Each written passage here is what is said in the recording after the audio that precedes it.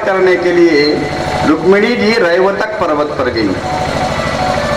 जब रैवतक पर्वत पर उद्यापन करने के लिए गई, उसी समय वहां नारद जी आए।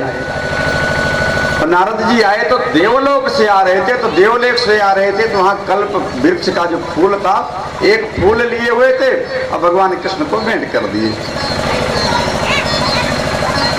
भेंट किए तो भगवान कृष्ण फूल लिए और फूल लेकर के रुक्मिणी को दे दिए। नारद जी का जो यहाँ काम था इन्होंने कर दिया। अब यहाँ से आए सत्यभामा के महल में, और सत्यभामा के महल में आए, सत्यभामा से कहने लगे, सत्यभामा के यहाँ क्या भगवान कृष्ण तुमको अधिक प्रेम करते हैं? कहे हाँ, भगवान कृष्ण मुझसे ज्यादा किसी से प्रेम नहीं करते, मुझसे ज्यादा किसी से प्रेम नहीं करते। कहे यह बात गलत है। कहे गलत कैसे है? कहे अभी मैं स्वर्गलोक से आया और मेरे हाथ में एक कल्पवृक्ष का फूल था, और वह पुष्प मैंने भगवान कृष्ण को दिया और कृष्ण ने वह फूल रुक्मिणी को दे दिया। अगर तुमसे प्रेम करते तो वह प्रेम, वह पुष्प तुम्हारे लिए रखते, रुक्मिणी को न देते। बस काम हो गया, चले गए। अब सत्यभामा नाराज हो गई। अब सत्यभामा जब नाराज हो गई तो इसकी खबर रैवतक पर्वत पर, इसकी सूचना रैवतक पर्वत पर गई भगवान कृष्ण के पास कि सत्यभामा नाराज हो गई। भगवान कृष्ण रुक्मिणी को वहीं छोड़ करके रैवतक पर्वत पर की जो शेष विधि बाकी है वह विधि आप पूरा कर लीजिए, मैं जाकर के सत्यभामा को देखता हूँ नाराज क्यों है। भगवान जब वहां से आए तो अब सत्यभामा से पूछने लगे क्या नाराजी, क्या कारण है? तो कोप भवन में थी। पहले कोप भवन बनता था घर में, अगर कोई नाराज होता था तो वह वहीं जाकर के कोप भवन में ही बैठ जाता था, तो लोग समझ जाते थे कि ये नाराज है। अब आज तो पूरा भवन ही कोप भवन बन गया है। कोई ऐसा स्थान नहीं है जहां कोप भवन नहीं है। घर में महल में कोप भवन बनाया जाता था, जो वहां रहता उसमें जाता था तो ये लोग जान लेते थे कि हाँ क्रोधित हैं ये। क्रोध करने के लिए भी स्थान था घर में। अब वास्तुशास्त्र के हिसाब से उसका स्थान भी निश्चित किया गया कि यही स्थान है कोप भवन का, कोप भवन यही बनना चाहिए घर में। अब भगवान कृष्ण आए तो मनाने लगे सत्यभामा को। अरे सत्यभामा बात क्या है? सत्यभामा कह रही बात मत करो हमसे। कहे आखिर हुआ क्या? कहे तुम तो मेरे साथ वही व्यवहार करते हो जैसे कोई दही ना खाए उसके मुख में दही लगा दी जाए। दही नहीं खाया है और दही लगा दी गई। अरे दही जब खाएगा तब तो उसको दही का स्वाद मिलेगा। तुम मुझसे कहते हो प्रेम करते हो, लेकिन प्रेम केवल कहने के लिए करते, प्रेम तो रुक्मिणी से करते हो। कहे आखिर हुआ क्या? कहे जब नारद जी वो सौभाग्य पुष्प जो कल्प वृक्ष का फूल था, सौभाग्य पुष्प, वह पुष्प जब आपको दिया तो अगर आप हमसे प्रेम करते तो यह पुष्प हमको देते, और हमको न दे करके रुक्मिणी को दिए। हमसे तो प्रेम करते नहीं। भगवान कृष्ण कहने लगे अरे इसमें बड़ी क्या बात है, हमने उसको एक पुष्प दिया है ना रुक्मिणी को। कहे हाँ। कहे मैं कल्प वृक्ष हिला करके तुम्हारे आंगन में लगा दूंगा, बस। प्रसन्न? सत्यभामा कहीं हाँ प्रसन्न। अब प्रसन्न तो हो गई। भगवान कृष्ण स्वर्ग से कल्प वृक्ष लाए, रुक्मिणी सत्यभामा के आंगन में लगा दिया। सत्यभामा प्रसन्न। तब तक नारद जी फिर आ गए। अब नारद जी आ गए। नारद जी कहने लगे कि अरे सत्यभामा, कहे क्या? कहे बहुत गड़बड़ हो गया। कहे क्या हुआ? कहे अरे सौभाग्य पुष्प तो सौभाग्य को बढ़ाता है, लेकिन यह कल्प वृक्ष जो है वो सौभाग्य को नष्ट कर देता है। अरे ये स्वर्ग में रहा तो स्वर्ग में इंद्र की भी बड़ी दुर्दशा हुई। तो कहे क्या हुआ? कहे तो इंद्र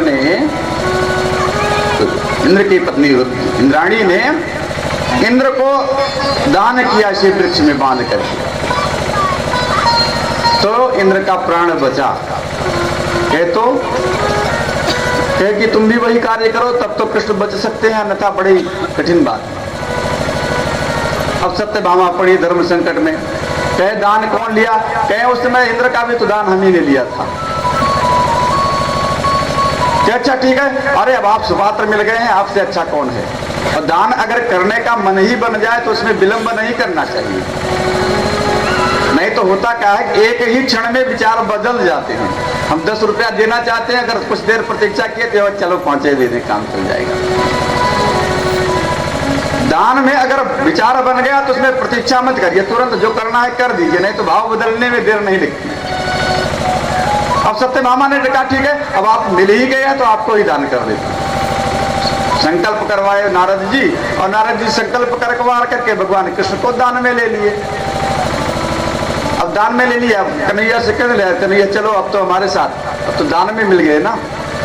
जो दान की हुई वस्तु है तो उसमें किसी का तो अधिकार होता नहीं। सत्यभामा से कहे, सत्यभामा कहे अब तो मैं ले जा रहा हूं इनको। ये तो बात वैसी की वैसी हो गई।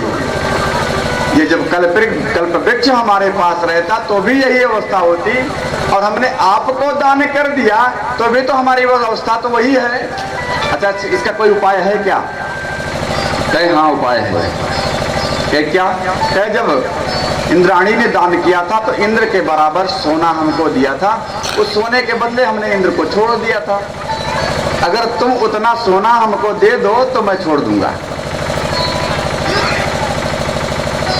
तो सत्यभामा कहने लगी कि अरे सोने की क्या बात है, इन कृष्ण के बराबर सोने की क्या बात। अरे कहो तो इतना सोना भरा पड़ा है द्वारिकापुरी में, सोने सोना ला दी, बराबर की क्या बात है। नारद जी कहे नहीं चाहिए, ज्यादा हमको नहीं चाहिए, हमको इनके बराबर ही चाहिए। भाई जैसे राजा बलि से भगवान वामन भगवान का ज्यादा नहीं चाहिए, बस 3 पग जमीन ही चाहिए। 3 पग बहुत है। तो वहां पर लोग जो उपस्थित थे वो लोग ये भी कहे कि अरे जैसे ये छोटा है इसके वैसे इसकी बुद्धि भी छोटी है। अब नारद जी कहे नहीं हमको ज्यादा नहीं चाहिए, बस इनके बराबर ही चाहिए। है बराबर की क्या बात, इनसे कई गुना सोना दे दूंगी। अब जब इतनी बात हुई, एक तराजू मंगाया गया, तराजू के एक पल्ले पर भगवान कृष्ण को बैठाया गया, और सोना ला करके रखती गई रखती गई रखती गई। जितना सोना था द्वारिकापुरी का सारा सोना समाप्त हो गया। भगवान कृष्ण का पलड़ा नीचे का नीचे रहा, उठा नहीं, तनिक हिला भी नहीं। अब सत्यभामा कहने लगी नारद जी से, अब तो सोना द्वारिकापुरी में नहीं है, अब कैसे सोना दूं? इतने सोना है, इतने सोने में आप संतोष कर लीजिए। नारद जी कह रहे नहीं अभी सोना है। कहाँ सोना है? अरे कह रहे तक पर्वत पर रुक्मिणी उद्यापन कर रही हैं, जो सोना इत्यादि का गहना इत्यादि का पहन करके गई हैं, क्या वो सोना नहीं है? वो भी तो सोना है, उसको भी मंगा लीजिए। अब संदेशा गया जब रेवतक पर्वत पर रुक्मिणी जी के पास, रुक्मिणी जी को कहा कि ऐसी ऐसी बात है, और नारद जी सोना ले रहे हैं, उनको सोना देना है। तो रुक्मिणी जी ने कहा चलो ठीक है। और रुक्मिणी जब वहां चली तो एक थाल लिया, और थाल में बढ़िया आने लगी, तुलसी दल बढ़िया बढ़िया तोड़ करके उस थाल में रखती गई, थाल में रखती गई। जब थाल भर गया, ऊपर से बढ़िया रेशमी वस्त्र डाल दिया। वैसे भी मंत्र पढ़ा जाता है, तुलसी में हेम रूपाम च रत्न रूपाम च मंजरी। तुलसी जो है वह सोने का स्वरूप है, और उसकी जो मंजरी है वह रत्न का स्वरूप है। अब लेकर के आई रुक्मिणी जी, सत्यभामा से कहे, सत्यभामा कहे हाँ एक कार्य करो, तुम जितना सोना है अपना सोना हटा लो, मैं अपने सोने से इनको तौल दूंगी। सारा सोना हटा लिया गया। जैसे तुलसी का दल जो जिस थाल में था पलरे पर रखा कि भगवान कृष्ण का पलरा ऊपर और तुलसी दल वाला पलरा नीचे। नारद जी से कहा, नारद जी कहे हाँ, कहे अपना सोना उठाओ जाओ यहाँ से। अब नारद जी देखे तो उसमें सोना था ही नहीं, तुलसी दल। अब नारद जी सोच रहे जो पहले मिल रहा था वही अच्छा था, ये तो पूरे के चक्कर में तो जो मिल रहा था वो भी चला गया। कहने का आशय यह है, रुक्मिणी कौन थी? वही रुक्मिणी जो भगवान जो सुदेव ब्राह्मण को प्रणाम की, वो रुक्मिणी कोई सामान्य नहीं थी। भगवान श्री कृष्ण रुक्मिणी के माध्यम से यहाँ बताना चाहते हैं, इस कथा के माध्यम से सत्यभामा से कहते हैं कि हे सत्यभामा, तुम पुण्य के प्रभाव से इस जन्म में हमारे साथ आई हो। तुम केवल पुण्य के प्रभाव से हमारे साथ हो, लेकिन रुक्मिणी जो है यही लक्ष्मी है, यही लक्ष्मी है। जो लक्ष्मी है वही लक्ष्मी सुदेव ब्राह्मण को के चरण में गिर गई, कुछ दान दक्षिणा नहीं दिया, प्रत्यक्ष रूप से कुछ नहीं दिया, केवल प्रणाम कर लिया था रुक्मिणी जी ने सुदेव ब्राह्मण के। संदेश जब लेकर के आए थे, भगवान कृष्ण को लेकर के आए, कल की कथा में चर्चा हुई। बताना चाहते हैं कि हे सत्यभामा, रुक्मिणी हमारे साथ हमेशा रही। मैं रामावतार जब हुआ तो सीता के रूप में थी, मैं वैकुंठ में रहता हूं तो लक्ष्मी के रूप में थी। अगर मैं राधा, मैं अगर कृष्ण हूं तो राधा भी लक्ष्मी ही है। ठीक है, राधा और कृष्ण में कोई भेद नहीं है। यहां तक कहा जाता राधा को कृष्ण से अलग नहीं समझना चाहिए। जो राधा और कृष्ण में भेद बुद्धि रखता है वो नरकगामी होता है। इसलिए राधा और कृष्ण में भेद नहीं रखना चाहिए। राधा और कृष्ण दोनों एक ही हैं। और इस कथा के माध्यम से भगवान कहना चाहते हैं, सत्यभामा यह तुम्हारा पुण्य है कि तू ये संजोग बना कि इस जन्म में हमारे साथ आई। और लक्ष्मी हमारे साथ हमेशा हमेशा रहती हैं, इसलिए कि तुम लक्ष्मी की बराबरी तो नहीं कर सकती। हाँ, इस जन्म में मैं तुमसे अधिक प्रेम करता हूँ। यह तुम्हारे पुण्य का प्रभाव है। इस प्रकार भगवान अपने भक्तों पर अनुग्रह करते हैं। आइए हम लोग भगवान नाम संकीर्तन कर लेते हैं, फिर आरती करते हैं। शेष आगे की कथा रात्रि के सत्र में हम परीक्षित को मोक्ष तक की कथा ले चलेंगे। कथा विश्राम